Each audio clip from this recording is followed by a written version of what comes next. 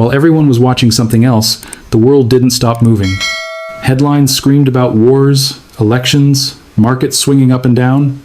Screens were full, opinions were loud, everything felt urgent. And that's usually when it happens. Not during panic, but during distraction. Because while attention was pulled toward noise, something quiet and irreversible was set in motion. No press conference, no breaking news banner, no debate on television panels. Just a shift, executed in silence, with consequences that won't fully reveal themselves until it's too late to undo them. This wasn't speculation. It wasn't a rumor. It was a move. One that changes leverage, power, and the balance beneath the global system. And almost no one noticed. This is how real shifts signal themselves. Not with announcements, but with absence. In geopolitics, the most important moves are rarely meant for public consumption. They're meant for the people who already understand the language of power. Markets respond to headlines. Governments respond to pressure. But states, the ones that survive, communicate differently. They move quietly, through channels that don't trend, through actions that don't need explanation. Silence isn't confusion. It's cover. When there's nothing to see, nothing to comment on, and nothing to argue about, that's usually the point. Because by the time the story reaches the surface, the decision has already been completed. Silence is never accidental. 5,000 tons. That's the number. And before you try to calculate it, before you turn it into charts or prices or percentages, pause for a moment, because this number isn't meant to be understood mathematically. It's meant to be felt. 5,000 tons isn't a trade. It's not a hedge. It's not a routine purchase, timed to market conditions. It's weight, physical weight, intent made tangible. This much material doesn't move quickly. It doesn't move casually. It moves because someone decided it had to now. And when that decision is made at the state level, the number stops being about value and starts being about control. Sit with that number for a moment. If this were just about price, it would already be over. Traders would argue, analysts would debate, commentators would fill hours of airtime. But this isn't about silver going up or down. Silver isn't just an asset. It's a material, a component, a requirement. It sits inside the things modern economies need to function: energy systems, electronics, defense, infrastructure. You can speculate on paper. You can't substitute the physical. This metal doesn't represent wealth. It enables capability. This metal decides who can build and who can't. Markets didn't make this decision. Charts didn't. Traders didn't. This wasn't a reaction to volatility or a clever timing play. This was designed. State planners don't think in quarters. They think in cycles, in decades, in conflicts that outlast administrations and headlines. They ask different questions. Not what will perform, but what will still matter when systems are under stress. History is full of these moments. During wartime, governments didn't chase returns. They secured materials: steel, fuel, grain, metals. Whoever controlled inputs controlled outcomes. This move fits that lineage perfectly. This wasn't a trader's decision. Step back far enough, and the noise fades. What remains is the pattern. Empires don't fail when the fighting starts. They fail long before, when resources quietly change hands. Long before uniforms, before speeches, before flags are raised or lowered. The pattern is simple. Secure what others assume will always be there. Stockpile what seems boring, abundant, unthreatening. Do it early. Do it silently.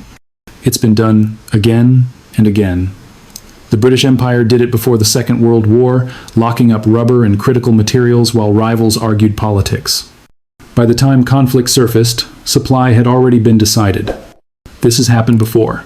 For decades, power was measured in barrels. Control the oil, and you controlled the world. That story is outdated. Modern warfare doesn't stall because fuel runs out. It stalls because components do.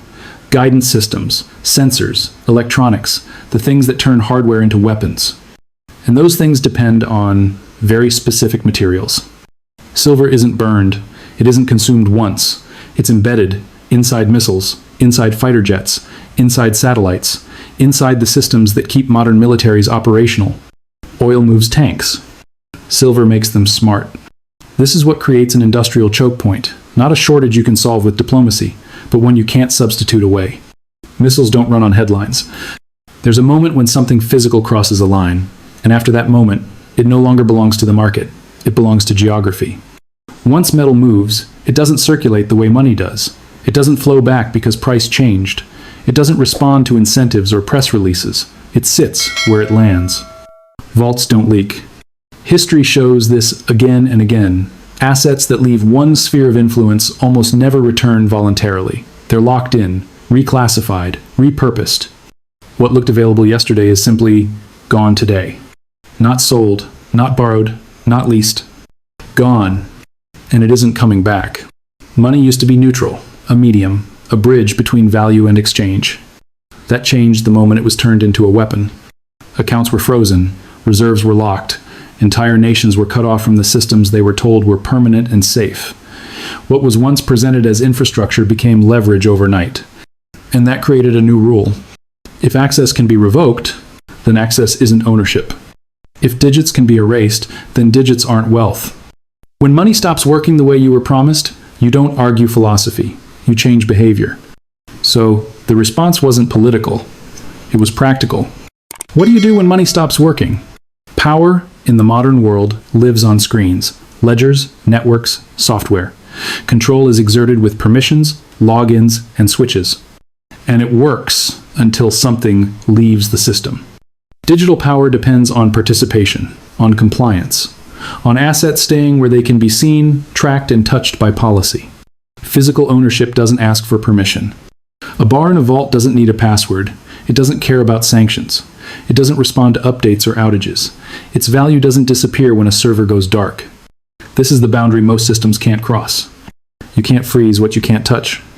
When supply disappears, it doesn't announce itself. There's no siren, no countdown clock.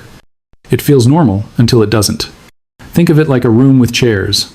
As long as everyone believes there are enough seats, no one worries. People move freely. They talk. They speculate. But if a few chairs are quietly removed, nothing changes at first. The room looks the same, until the music stops. And suddenly, what mattered wasn't price or preference. It was proximity. Who already had a seat, and who assumed there would always be one. This is how real shortages form. Quietly, invisibly, irreversibly. What happens when the music stops? The most dangerous weakness in any system is the one it doesn't know it has.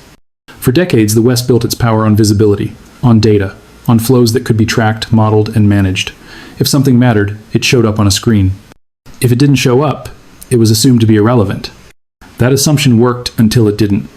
In 1971, the United States closed the gold window, ending the promise that dollars could be exchanged for real metal. On paper, the system continued. Confidence remained. Markets adjusted. But something fundamental broke that day. Physical reality overruled financial confidence.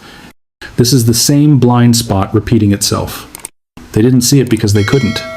A war economy doesn't care about balance sheets. It doesn't reward efficiency or growth. It doesn't follow the rules people are taught in peacetime. In a war economy, priorities flip. Liquidity becomes fragile. Paper assets stop behaving like assets and start behaving like promises, promises that only work as long as everything else does. Stocks assume stability. Bonds assume trust. Even currencies assume cooperation. Stress breaks those assumptions. When survival becomes the objective, the system rewrites itself. What you can hold matters more than what you can claim.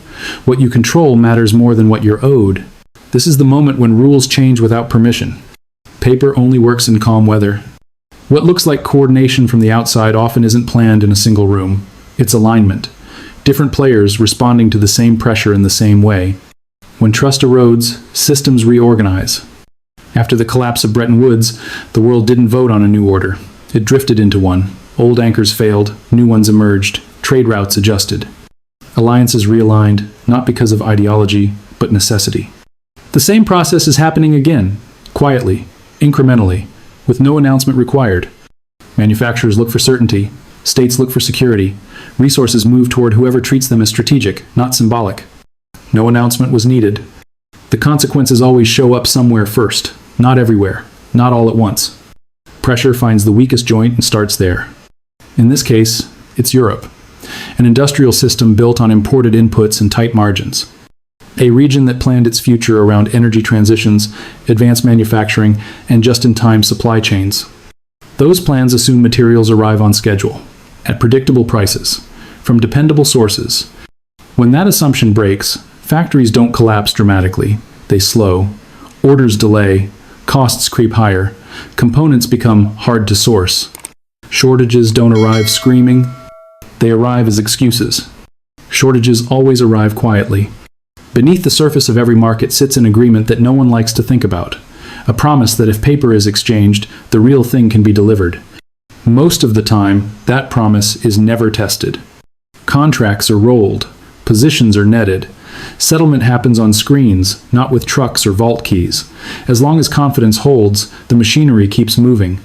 But stress changes behavior. When too many people ask for delivery at the same time, paper meets reality, and reality doesn't negotiate. Metal either exists where you need it, or it doesn't. That's the trap, not volatility, not price swings. The moment the promise is called, paper promises don't survive delivery. There's a point when the people with the most information stop explaining themselves. They don't go on television, they don't argue on social media, they don't try to convince anyone. They act. Smart money doesn't seek permission or applause. It moves first and explains later, if it explains at all. Because explanation invites competition, and competition raises cost. That's why the loudest voices are rarely the most important ones. The real signals aren't speeches or forecasts. They're withdrawals, reallocations, quiet accumulation. When words and actions diverge, believe the actions. Watch what they take, not what they tweet. Every shift reaches a moment like this. A moment where the path splits, and neither direction feels comfortable. There's no clear signpost, no guarantee, just a quiet realization that standing still isn't as neutral as it used to be. On one side is familiarity. Systems you've known your entire life. Assumptions that have always worked until they don't. Staying put feels safe, not because it's proven, but because it's familiar. Because everyone around you is still standing there too. Familiarity creates consensus, and consensus feels like protection. But consensus has a habit of forming at the wrong time. On the other side is adaptation. Questioning things you were told not to question. Reevaluating beliefs that once felt settled. Accepting that the environment has changed even if the screens, the rules, and the language haven't caught up yet. Adaptation doesn't feel heroic in the moment. It feels isolating. It feels early. It feels uncomfortable. And that's usually how you know it matters. History isn't shaped by the people who see change coming and debate it endlessly. It's shaped by those who adjust before adjustment becomes common sense. Before it's approved, before it's praised, when it still feels unnecessary to most. This is the moment they always talk about later. The moment where it could have gone either way. Indecision doesn't freeze time. It doesn't preserve options. It quietly chooses for you. Because time keeps moving, whether you move with it or not. Doing nothing isn't neutral. Doing nothing is still a decision. Windows don't slam shut. They don't announce themselves. They don't come with a countdown or a warning label. There's no bell, no final headline, no moment where someone tells you, this is the last chance. They close quietly after enough people assume they'll always stay open. That assumption is what makes them dangerous. As long as access feels permanent, no one feels urgency. People delay decisions. They wait for confirmation. They wait to feel safe. But safety is usually just familiarity wearing a disguise. By the time change becomes obvious, it's never early. It's already priced in, already allocated, already owned by someone who moved when it still felt uncomfortable to do so. That's how real transitions work at this scale. Not as single events you can point to, but as processes you only recognize in hindsight. They move slowly enough to ignore right up until they move fast enough that ignoring them becomes expensive. First, nothing seems different. Then small things stop lining up. Then explanations stop working. And finally, the door you assumed was open isn't. This isn't about timing the exact moment. It never is. It's about recognizing when conditions are changing beneath the surface, even while everything on top looks familiar. This isn't a prediction. There's no date attached to it. No dramatic reveal waiting in the future. It's an observation. The shift isn't coming. It's underway. And moments like this don't repeat themselves once they pass. This was your notice. This isn't a call to panic. And it isn't an instruction to copy anyone else's move. Panic is loud. Panic is reactive. Panic shows up late and pays the highest price. What matters now isn't fear, it's awareness. This is an invitation to think differently about what you're watching and what you're not. Most people are trained to look where the noise is. Breaking news, market flashes, urgent headlines that demand attention after something has already happened. Systems are built to explain the past, not warn you about the future. Reality doesn't wait for permission. It moves first, quietly, without asking to be seen. The people who stay ahead aren't necessarily smarter. They don't have secret information or access to closed rooms. They're simply paying attention to different signals, not words, but behavior. Not announcements, but adjustments. Not what's being said, but what's being done. Question: what's presented as permanent? Nothing that relies on confidence alone lasts forever. Be skeptical of systems that only function when everything goes right. Systems that break the moment stress is applied aren't stable, they're fragile. And fragility always reveals itself too late for the people who trusted it blindly. Watch what happens off camera. Watch what happens without commentary. Watch the moves that don't require public justification, because they already make sense to the people making them. That's where real change begins. The most important shifts rarely arrive with urgency. They arrive quietly. Then suddenly, they're irreversible. So don't chase the story after it breaks. By then, the advantage is gone. Stay curious. Stay observant. Stay ahead of the silence.